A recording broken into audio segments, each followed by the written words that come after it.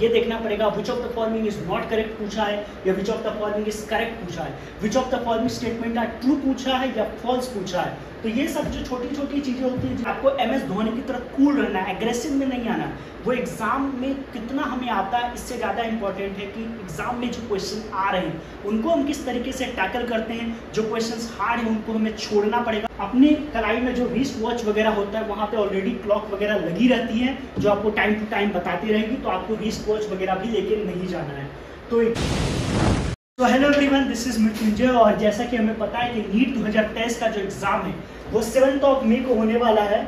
तो इस एग्जाम से जो लास्ट मिनट टिप्स होंगे, मैं ये नहीं बताऊंगा कि स्कोर कैसे करना है, सिर्फ जो बेसिक इंस्ट्रक्शन से पहले वहां से बात करेंगे और पेपर के दिन के आपको ध्यान रखना है, बस इस पे बात करेंगे।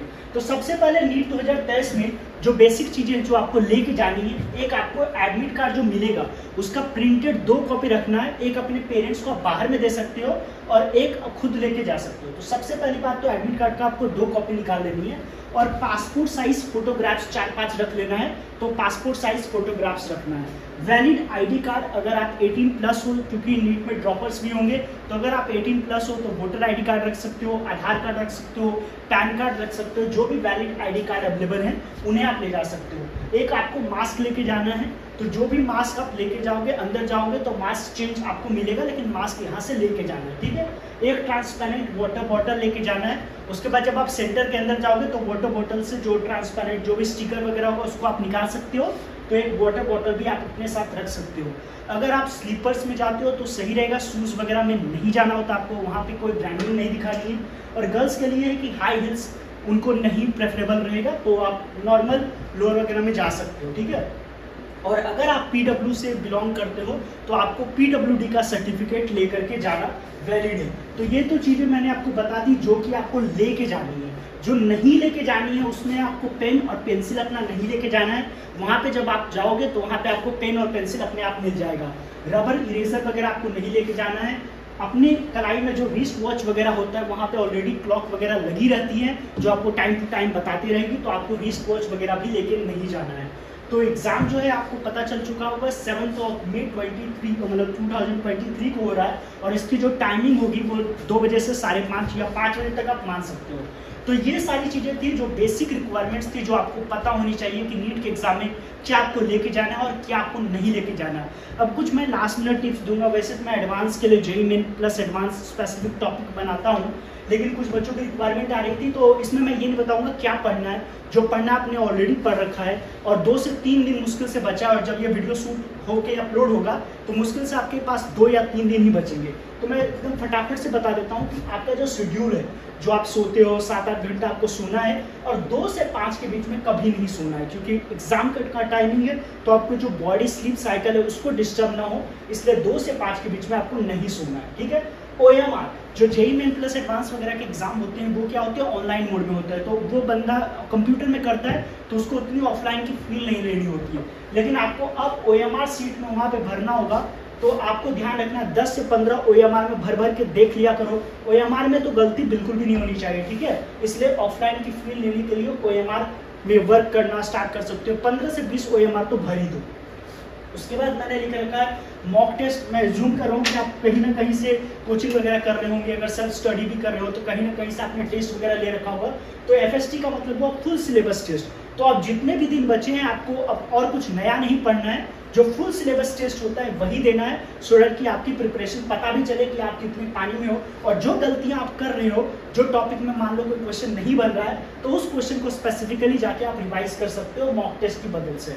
सेंटर विजिट इसमें लिखना था, मैंने ये बोलना है कि नीट 2023 जो है ऑफलाइन होगा, तो आपका कहीं दूर शहर में जाके भी हो सकता है। तो आप सेंटर पर पहले एक दिन पहुंच जाओ और देख लो कि आपका सेंटर जहाँ पे है उसकी लोकेशन क्या है, मतलब कितना डिस्टेंस का होता है, ताकि आप होटल और सेंटर में भी आप डिस्टेंस देख सको कि आप अप्रोप्रिएट टाइम पे जा पाओ। तो सेंटर पे विजिट कर लेना एक मस्ट होता है, एक नीडफुल डिसीजन हो सकता है। 3 चीजें मैंने लिखी, एक लिखी एग्जीक्यूशन, एक लिखी रिवीजन और एक लिखा है रेडी क्वेश्चन। एग्जीक्यूशन का मतलब हुआ जो मेहनत करनी थी हमने ऑलरेडी कर लिया है, अब उसको एग्जीक्यूट करने का टाइम आ गया। एग्जीक्यूट का मतलब हमें कितना आता है, 1 साल 2 साल 3 साल 4 साल 5 साल 6 साल भी कुछ लोगों ने मेहनत किया होगा। तो जितना भी आपने मेहनत किया उसका एग्जीक्यूशन का टाइमिंग आ गया है कि हम उसको एग्जीक्यूट कैसे कर रहे हैं। रिवीजन के लिए अगर मैं बोलूँ तो रिवीजन का वो मतलब नहीं रिवीजन की 1 साल 2 साल जो हम रोज करते हैं रिवीजन। ये रिवीजन मैंने लिखा है टेस्ट पेपर के अंदर का रिवीजन। अगर मान लो 3 घंटे का पेपर है तो हमें 2.5 घंटे के अंदर पेपर को खत्म करना होगा और आधा घंटा जो बचेगा उसमें हमें रिवाइज करना होगा कि कहीं मेरा कैलकुलेशन मिस्टेक तो नहीं हो गया। जो पेंडिंग क्वेश्चंस को आपने गोला लगा के रखा होगा जिसमें आप श्योर नहीं थे, उन क्वेश्चंस को रिवाइज करना होगा। फिजिक्स का कोई कैलकुलेशंस में हो सकता है, रिवीजन के लिए आपको रखना है कि अगर कुछ गलतियां हो गई है तो उसको हम सुधार लें। तो it was revision during the paper and reading the questions. आपको हर ऑप्शंस को पढ़ना होता है। मान लो कोई क्वेश्चन है उसका आंसर ए है तो हमें सिर्फ ए पे नहीं अटकना है, बी सी डी भी चेक करेंगे, हर क्वेश्चन को ऑप्शन को एलिमिनेट करेंगे। तो हर ऑप्शन को देखना बहुत बार जरूरी होता है। कई बार हम जल्दबाजी में पूरा क्वेश्चन नहीं पढ़ते हैं और ऑप्शन टिक करते हैं और फिर गलतियां हो जाती हैं। बाकी नॉट करेक्ट करेक्ट, कई बार हमें ये देखना पड़ेगा which of the following is not correct पूछा है या which of the following is correct पूछा है, which of the following statement are true पूछा है या फॉल्स पूछा है। तो ये सब जो छोटी छोटी चीज़ें होती हैं जिन्हें हम सिली मिस्टेक बोलते हैं उनको आपको देख के रखना होता है। और मैं एज्यूम कर रहा हूँ कि आपने फॉर्मूला शीट जरूर बनाया होगा कि मैंने हर वीडियो में बोला है। आप मेरा भी एक बार वीडियो देखे हुए जिसमें मैंने बताया था कि 12th में कैसे प्रिपरेशन करना चाहिए। तो मैंने उसमें दिखाया था मैंने कितना सारा फॉर्मूला शीट अपने टाइम में जो आज मुझे काम आ रहा है, जब मैं फैकल्टी बन रहा हूँ तो मुझे वो सब चीज़ें बहुत ज़्यादा काम आ रही। तो ये चीज़ जो आप अभी मेहनत करते हो वो आगे भी चल के मेहनत करता है, क्योंकि एग्जाम में 10 कॉपी 15 कॉपी हम रिवाइज नहीं कर सकते। तो अब जो आपका टूल हो गया वो फॉर्मूला शीट ही है। तो इस वीडियो को मैं वाइंड अप करता हूँ क्योंकि बताने के लिए कुछ है नहीं, क्योंकि अब 2 से 3 दिन ही बचा है। तो जो पढ़ना था वो आपने पढ़ लिया। बस यही है कि आपको MS धोनी की तरह कूल रहना है, एग्रेसिव में नहीं आना।